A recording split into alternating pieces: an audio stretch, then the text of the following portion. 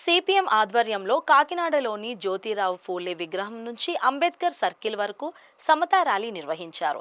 ఈ సందర్భంగా సిపిఎం నాయకుడు ఐతబత్తుల రామేశ్వరరావు, నగర కమిటీ సభ్యుడు కె సత్యరాజు మాట్లాడుతూ పహల్గాం ఉగ్రదాడిలో పర్యాటకులను మతం అడిగి మరీ దాడి చేయడాన్ని సిపిఎం తీవ్రంగా ఖండిస్తుందని అన్నారు. దేశ సమగ్రతను కాపాడే విధంగా ప్రజలందరూ కలిసి ఉండాలనే ఉద్దేశంతోనే ఈ ర్యాలీ నిర్వహించినట్లు వారు తెలిపారు.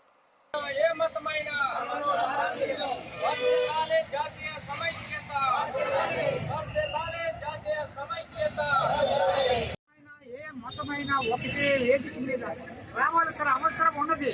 అందుచేత మిత్రులారా, మనం ఏ కులమైనా ఏ మతమైనా కూడా ఒకే వేదిక మీదకి రావాల్సిన సమయం ఆసన్నమైంది.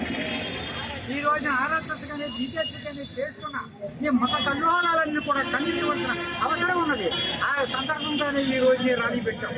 మీరు ఇలాగా చేస్తే మీద ప్రతిఘటించవలసిన అవసరం ఉందని నేను మనవి చేస్తున్నాను. సోదరులారా, ఇదే కాక కొనసాగితే దేశం విచ్ఛిన్నమైపోతుంది. దేశాన్ని కాపాడవలసిన అవసరం మన మీద ఉంది. మనం ఏ మతమైన ఏ కులమైన మన భారతీయులు భావం మనం అందరం కూడా మరి ముందుకు తీసుకెళ్లాలని కోరుతున్నాను. కాకినాడ నగర శాఖ ఆధ్వర్యంలో కాకినాడలో సమైక్యతా ర్యాలీ నిర్వహిస్తున్నాం. ఏప్రిల్ 22వ తేదీన పహల్గాంలో ఉగ్రవాదులు అర్ధాంతరంగా 26 మందిని కాల్చి చంపిన ఘటనని తీవ్రంగా ఖండిస్తున్నాం. ఇందులో చనిపోయినటువంటి వాళ్ళు కులమతాలకు అతీతంగా ఉగ్రవాదులు కులవడికి మతవడికి చంపడం అనేది చాలా తీవ్రమైనటువంటి సిపిఎం దీన్ని తీవ్రంగా ఖండిస్తుంది.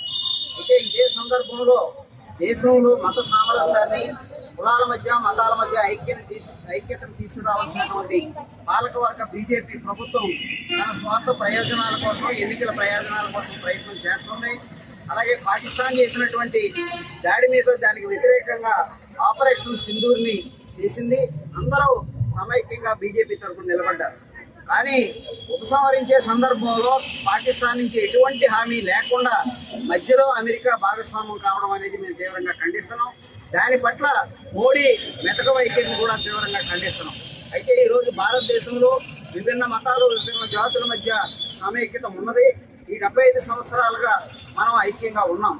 అయితే ఇప్పుడు జరుగుతున్నటువంటి పరిణామాల్లో ఖురేషీ అనేటటువంటి ఒక సైన్యాధికారిని కూడా బీజేపీ మంత్రి అసహనంగా మాట్లాడడం, ఆవిడని విమర్శించడానికి కోర్టు కూడా తప్పుపట్టింది. కానీ ఈ దేశ ప్రధాని ఏమాత్రం ఖండించలేదు, చర్యలు తీసుకోలేదు. ఇది తీవ్రంగా ఖండిస్తున్నాం. అదేవిధంగా ఈరోజు తెలుగుదేశం ప్రభుత్వం మత సామరస్యానికి, జాతి ఐక్యతకి పెట్టింది పేరుగా తెలుగుదేశాన్ని ఆనాడు ఎన్టీ రామారావు ఆవిర్భజేశారు.